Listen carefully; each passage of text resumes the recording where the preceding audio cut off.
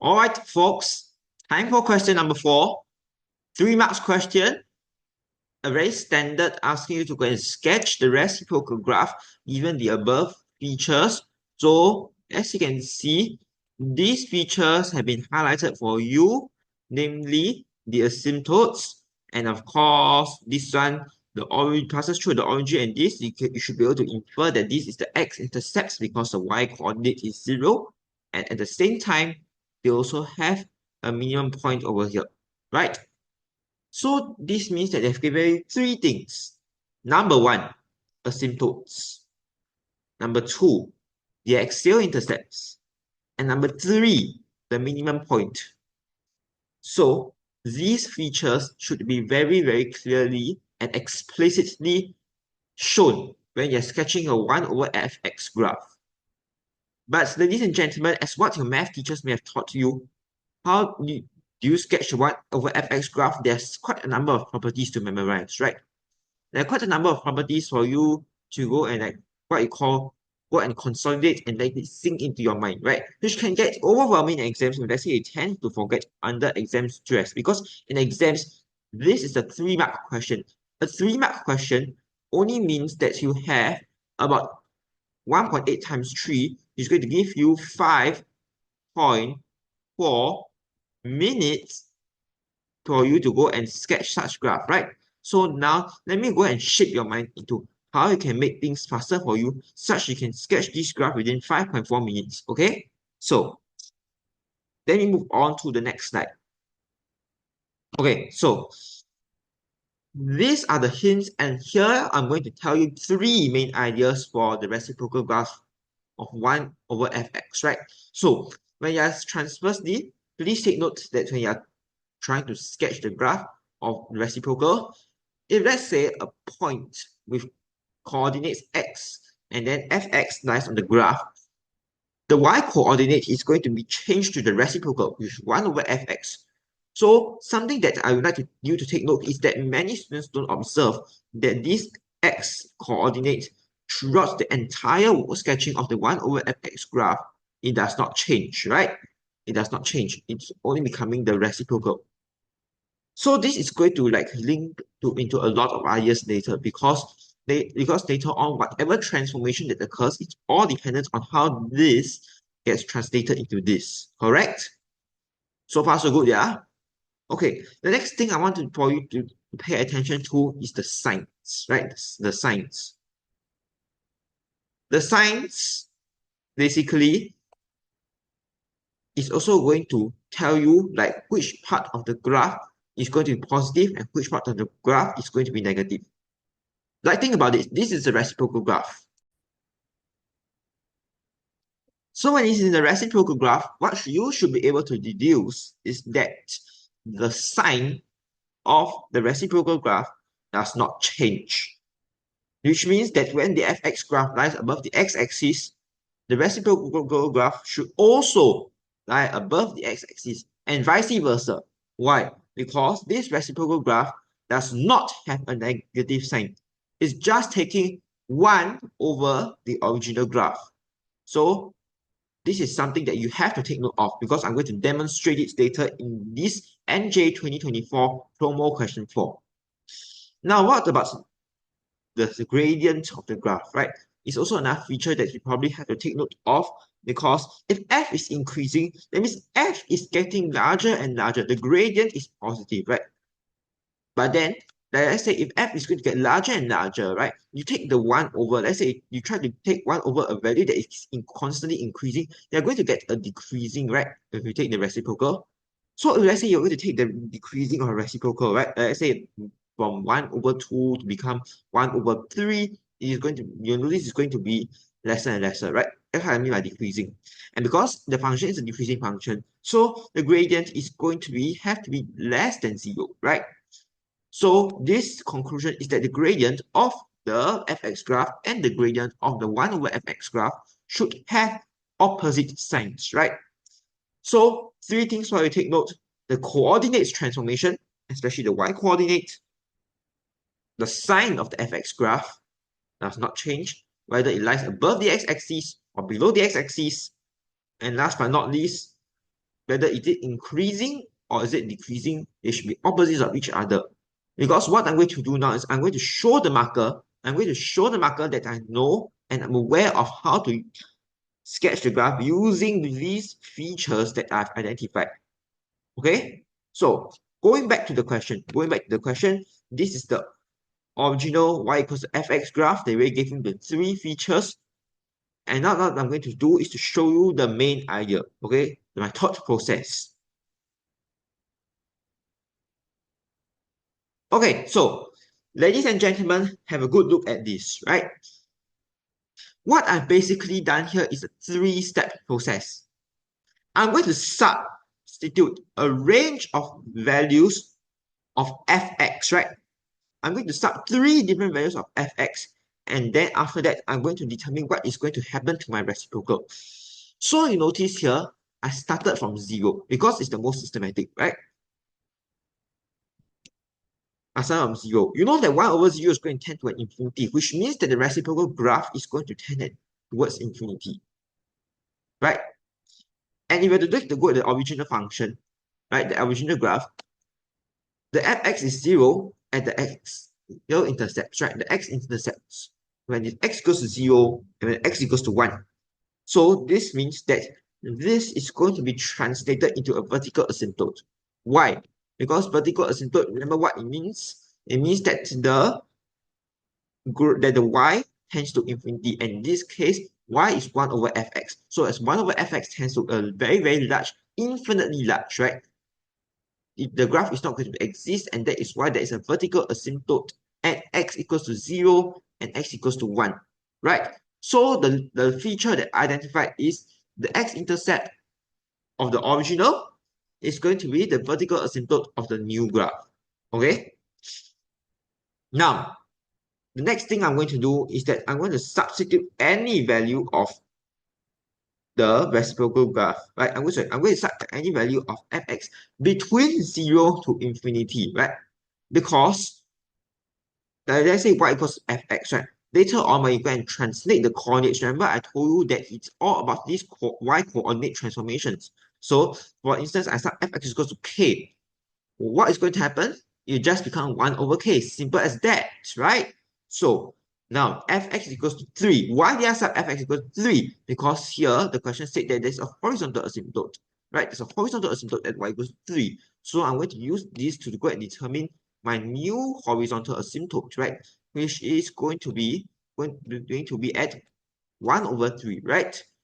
Because the y coordinate gets transformed, I say again, okay? So this is going to end up at the horizontal asymptote of the reciprocal is going to be y equals to 1/3.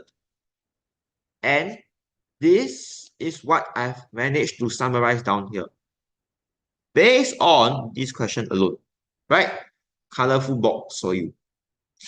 Moreover, the question has also suggested that there is a minimum point here, right? There is a minimum point here.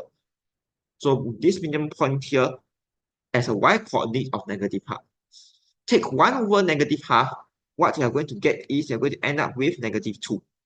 So, and because the x coordinate doesn't change, so there is a maximum point at half and negative 2.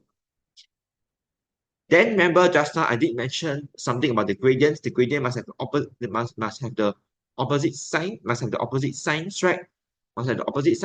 So that is the reason why that when there's a minimum point, it's going to be translated into the maximum point, right? So it's going to be converted to the maximum point, and the y coordinate is just going to be the reciprocal, right? So this is basically the main ideas that I want to talk about for like what do you do when you go and transform a graph from y equals to fx to a reciprocal, right?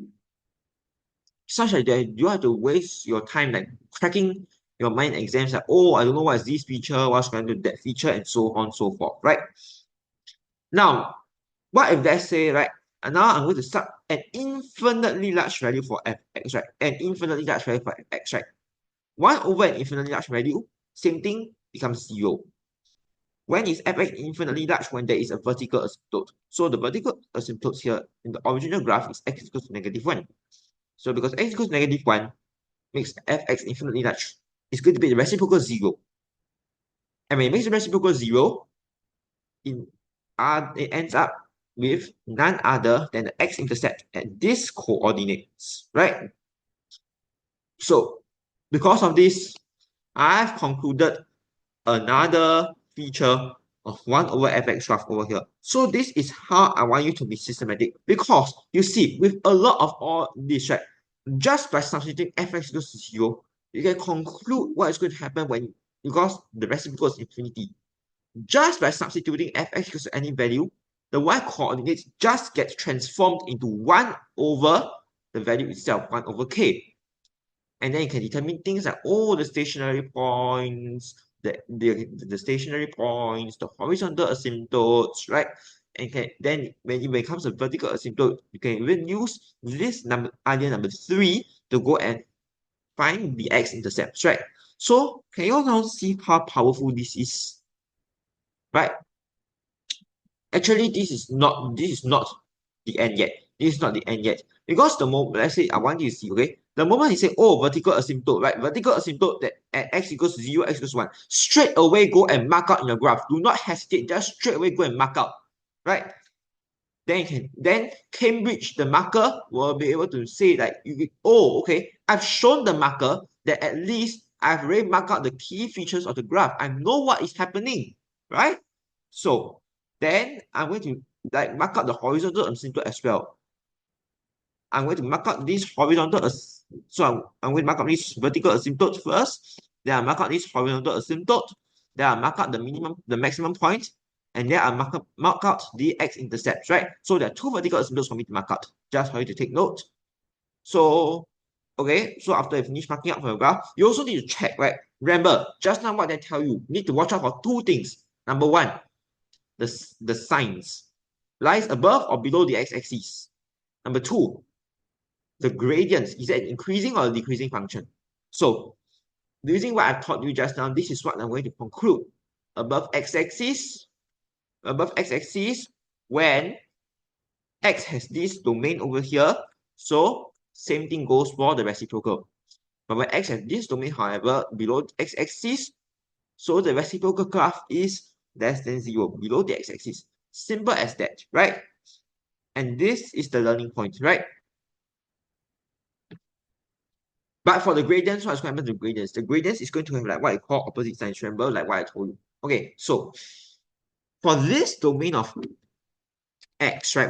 For this domain of x, in the original graph, right? Let me go back to the original graph. You can see over here that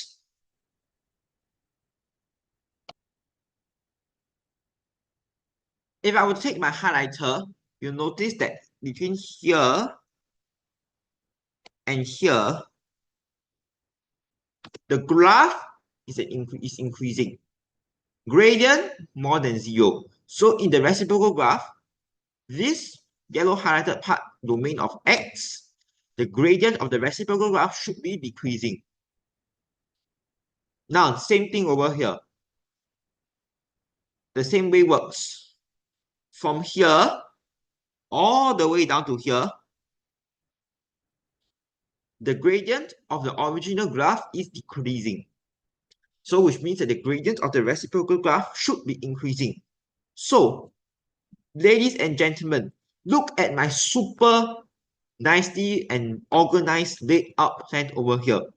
Because once I do this plan, I'm going to show the marker. I've shown the marker that I know what are the features on the plans that is going to help me sketch my 1 over fx graph. And this serves as a very useful guide for me to go and sketch my 1 over fx graph given the exam stress.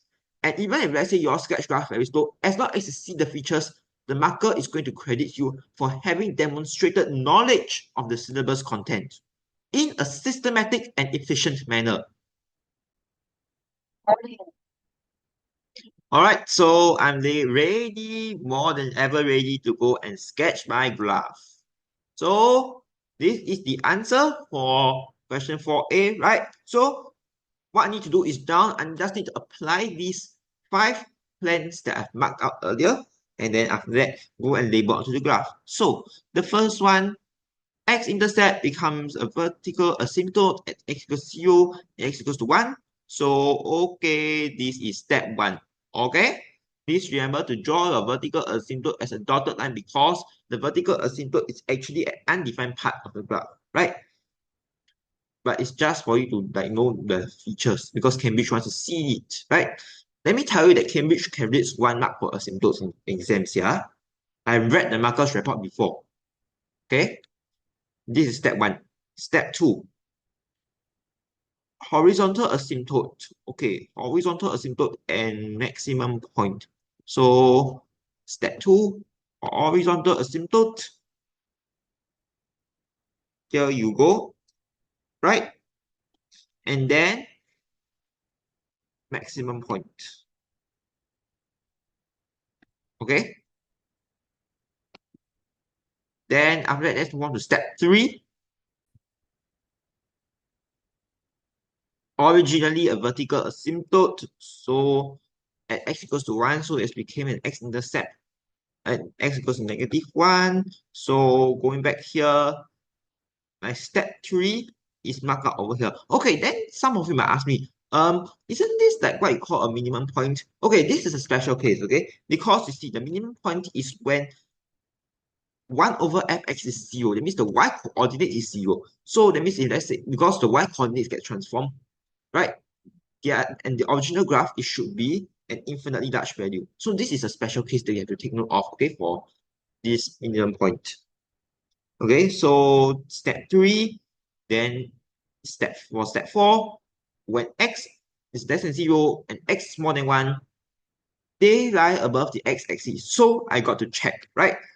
X less than 0, so x is less than 0, it's over here, right? Then x is more than 1, x more than 1, these two regions, they lie above the x-axis. Well done, right?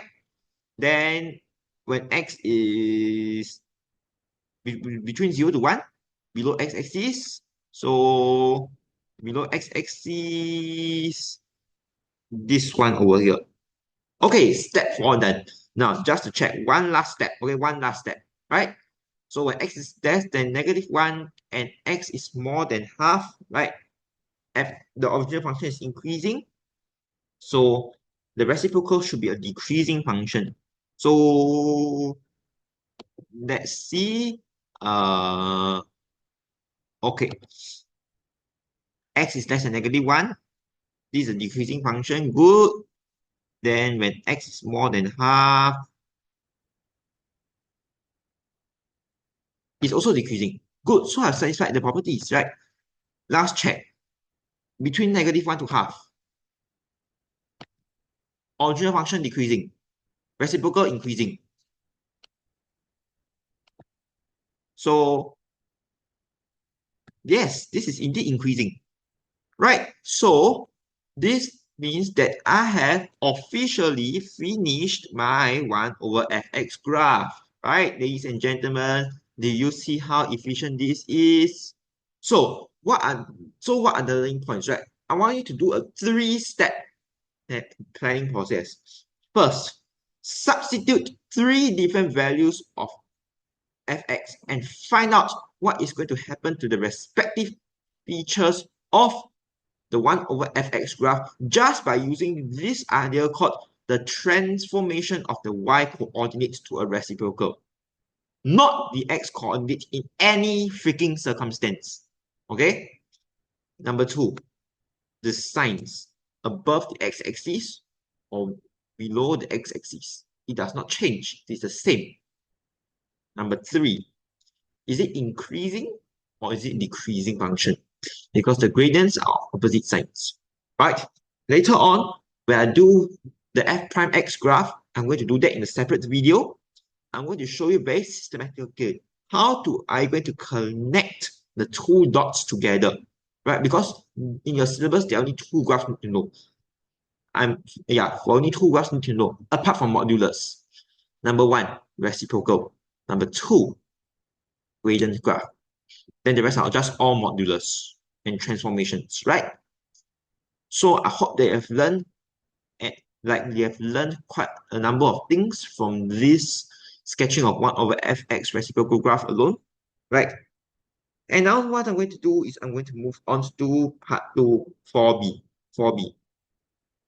Okay, in 4b, this is the transformation question. So if you have to read the question, which I believe you can read yourself. So you'll notice that they were given the equation of the final graph, the resulting graph, right?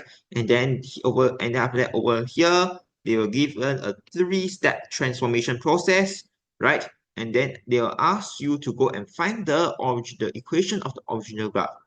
So given a process like this, you're going to ask you to reverse engineer. Reverse engineer means that you need to work backwards, right? So because this is called a sequence of transformations, ladies and gentlemen, there is a reason why they call it sequence, because they want it to be systematic. So same thing here. Again, be systematic. Don't jump the gun. Don't be arrogant. Don't be smart aleck. Don't skip steps. Okay?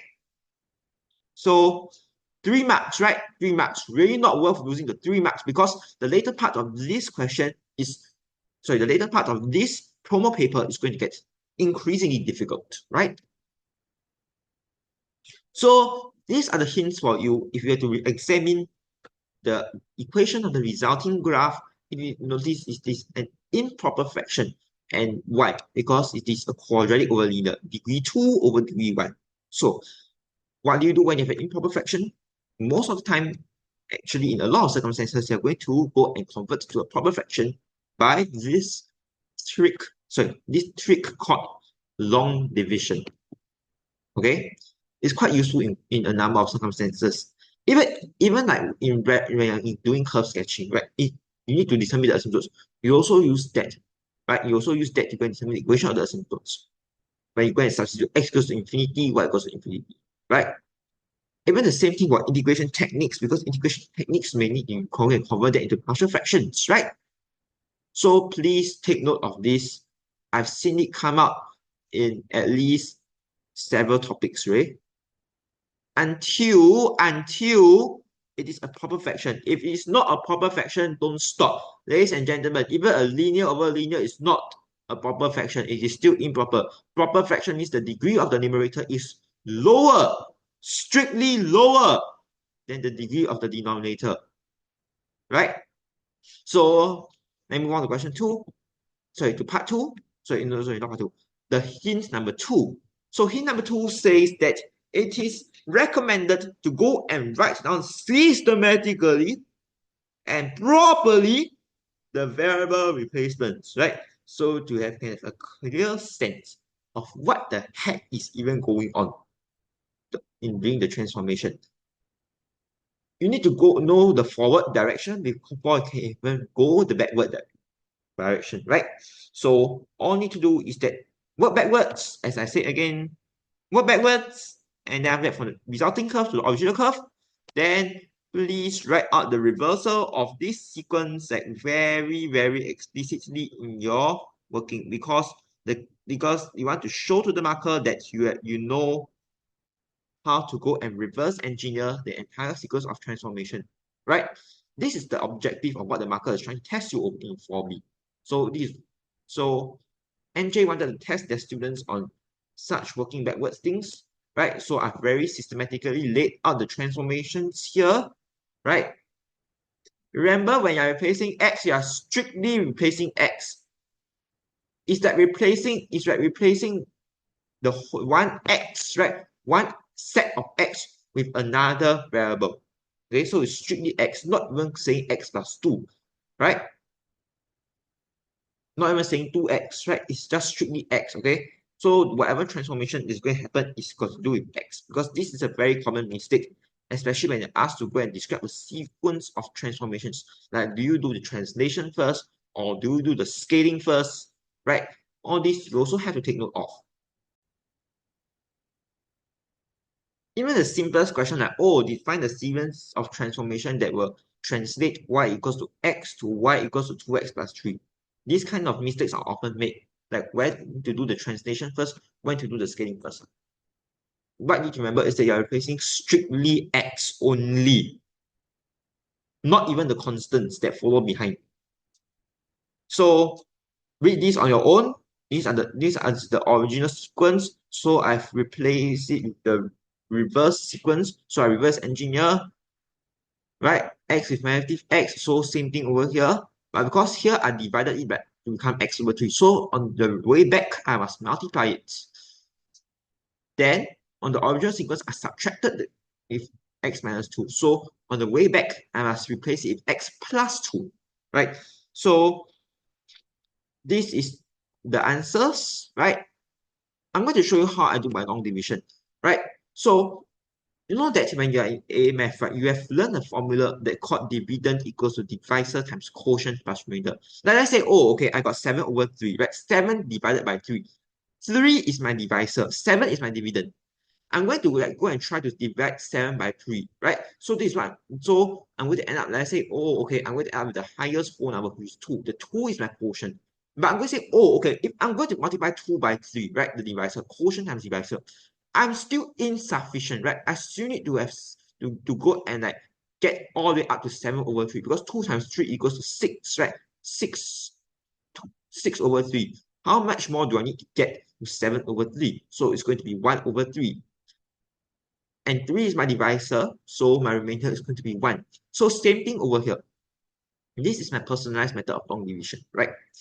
I basically took the degree of the numerator divided by the degree of the denominator. And over here, I'm going to end up with 1 over 6x. This is my quotient. Then now, I'm going to take quotient, I'm going to multiply it by the divisor, right? I'm going to multiply it by the divisor because if let's say I'm going to like ask myself, how much more do I need for me to get from this quotient times the divisor all the way to x squared, right? Quotient times divisor. So then whatever balance that is left, because it's a balance, and that is the reason why in math they call this the remainder. So this is something that you can probably go and figure out of when you are going to try to go and re-express this numerator, right? You re-express this x squared. How much do I need to go and get from minus 1 over 6x times 6x minus 45 all the way back to x squared? So I need to subtract 15 over 2x. That is my remainder. So this is my method for long division. As I highlighted over here, the dividend equals to quotient times divisor plus remainder is a super useful rule. So please don't forget, you have learned it since step 3, I believe. So, okay, now what I'm going to do is I'm going to split up the fractions, right? I'm going to split up the fractions because I want to go and express it as in the form of quotient plus remainder over divisor. So as you can see here, the divisor cancel, right? Cancel. I'm going to get with this quotient itself. This one, then after that, this one, negative 15 over 2 is going to be my remainder, and 6x minus 45 is going to be my divisor, right? So I believe you know what is going on. And because here is like, let's say the degree is still, the degree here is 1, so it is a linear. Then after that, the degree here is also 1, is a linear. So my long division still hasn't ended. So again, same thing. I'm going to do a second long division, right? So what I'm going to do now is 15 over 2x divided by 6. I'm going to get negative 5 over 4 because x and x cancel away, right? Press into your calculator. Then after that, I'm going to same step over here. I'm going to multiply by this divisor of 6x minus 45. How much do I need to get to 15x? It's going to be this remainder to negative 225 over 4. Then after that, ladies and gentlemen, simplify the whole thing when split the fractions. So I'm going to get this negative 5 over 4, right? And then whatever that follows here is the remainder over the divisor. And now you can see the degree of the numerator is 0. This is a whole number. The degree of the denominator is 1 because it is linear expression. So it is finally expressed in a proper fraction, and congratulations, I'm ready to do my transformation, my sequence of transformations. Okay?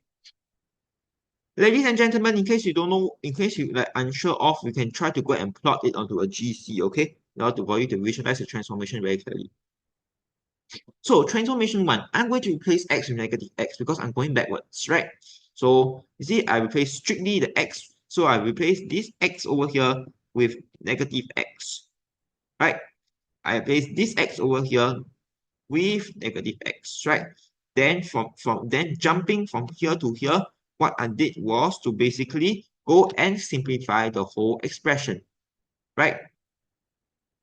In case you don't know what, in case you like want to, let's say want to check your work, right?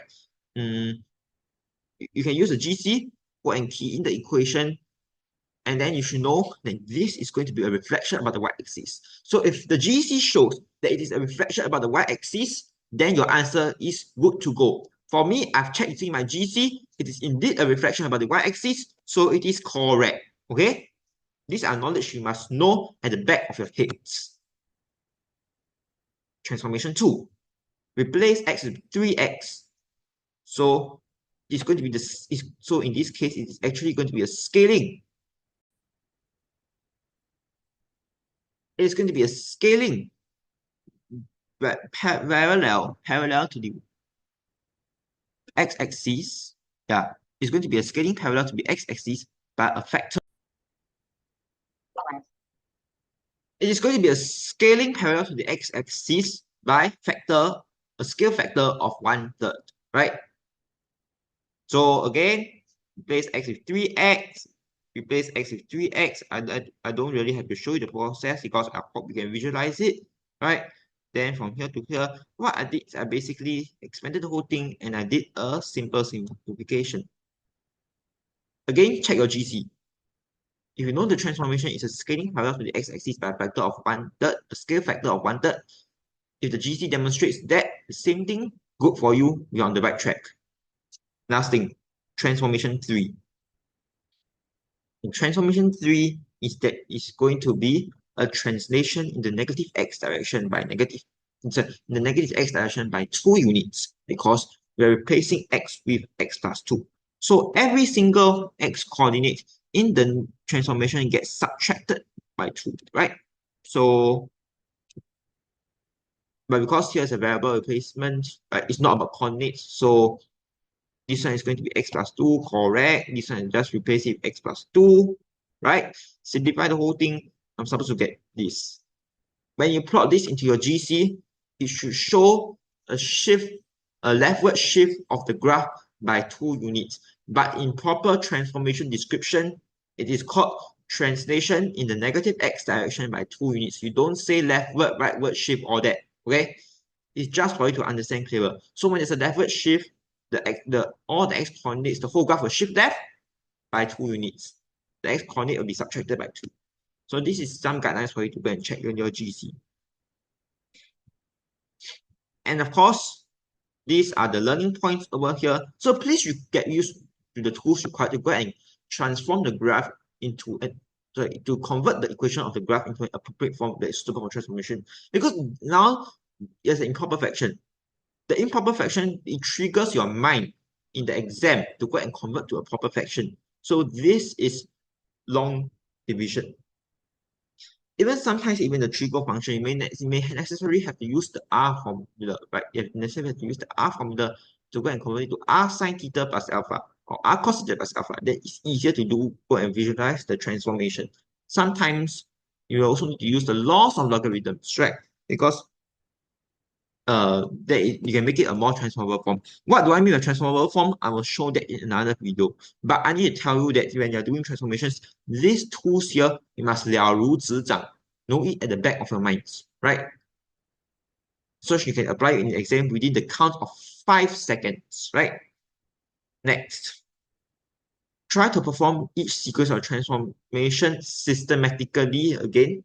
So you can write out the original transformation, then you just need to reverse the whole sequence. And when you have to reverse the whole sequence, you have to be careful because what you're doing is you're going to be doing the exact opposite. So again, do not jump the gun. Do not skip step. It is not worth it. Then sometimes the equations of the graph after the transformation is going to be like very, very complicated, especially after the variable replacement. There are a lot of variable replacements. So what I can do is hopefully maybe just simplify, try your best to simplify the equation of the graph after performing each transformation, such that later on when you go and do the further transformations and further variable replacements, the equation of the original curve is in the simplified form and it is able to impress the marker, then you're maybe more likely to go and get the full 3 marks over here. Okay. Now, some of you might ask me, right? What do I mean by simplified? Simplified, I can tell you, simplified